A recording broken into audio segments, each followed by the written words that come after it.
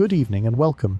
You're here now, wrapped in quiet, away from the noise. The blanket is soft, the night is still, and there's nothing left to do but listen. Tonight's story sounds like a joke, a war over a sandwich. But it wasn't a joke. There were real soldiers, real casualties, real fear, and somewhere in the middle there was a man eating lunch. It happened in the 1960s, not centuries ago, but in a time of cars, newspapers, and radio. It involved two neighbors, small, proud, suspicious, and one moment that no one meant to happen, the kind of moment history doesn't usually notice. But this one sparked a war, and tonight, while you rest, I'll tell you about it.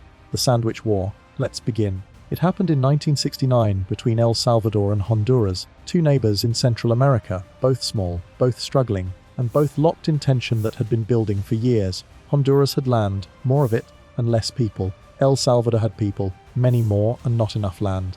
For decades, Salvadoran families crossed into Honduras looking for farms, food, work. At first it worked, then the borders tightened.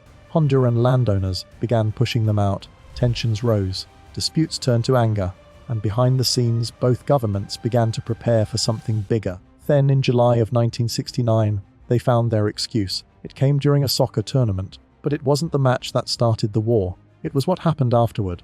A man bought a sandwich, and everything unraveled. The match was tense. El Salvador vs Honduras, qualifiers for the 1970 World Cup. The stands were packed, national pride ran high, and outside the stadium tempers boiled. After the game, a Salvadoran man crossed into Honduras. Hungry, tired, he stopped at a roadside cafe. He ordered a sandwich, just a sandwich, but he didn't speak the local dialect. He looked foreign. A small group of locals recognized him, or thought they did. They accused him of disrespect, then of trespassing. A fight broke out. The details are murky, but by the time it ended, one man was dead, and by the next morning the rumor had spread. A Salvadoran had killed a Honduran over a sandwich. The press picked it up. The military was already on edge. Now they had a story. It didn't matter if it was true. It was enough. It started as airstrikes, then tanks. On July 14, 1969, El Salvador invaded Honduras. The border towns lit up in fire.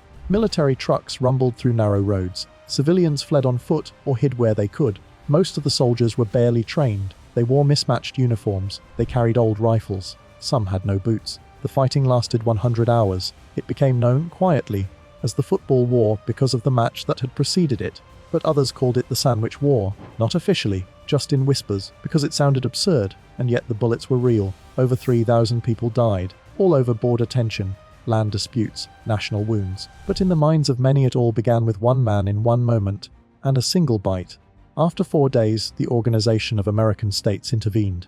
They called for peace. Both sides were exhausted, the death toll was high, the goals unclear, and so the war ended. No treaty, no real resolution, just a ceasefire. El Salvador pulled back, but relations were broken. Refugees fled in the thousands. Decades of migration stopped overnight. The land remained disputed. The air remained tense. But the war was over short, bloody, and strange. To some, it was never truly about soccer or a sandwich. Those were just sparks. The real fire had been smoldering for years, but to the people who lived through it, the memory of that man in the cafe never quite disappeared. Wars don't start over food. Not really. Not over games either. They start when systems crack, when inequality festers, when voices go unheard, when leaders grow restless. The sandwich was a symbol, a small moment, wrapped in centuries of pressure. Honduras had land, but little wealth. El Salvador had people, but little space. Both governments needed someone to blame. The border wasn't just a line.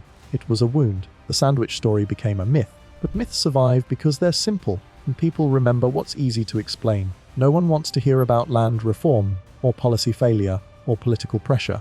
They remember the man, the sandwich, the spark, and the war that followed. When the fighting stopped, the pain didn't. Over 300 Zaros and Salvadorans living in Honduras were displaced, families forced out, homes abandoned, generations scattered. They crossed back over the border with what they could carry: sacks of corn, paper photos, bundles wrapped in cloth. Some were met with sympathy, others with silence. They built shelters from wood scraps, waited in long lines for food, waited for answers. But none came. The governments moved on, the soldiers returned, and the border hardened. It had been a line before.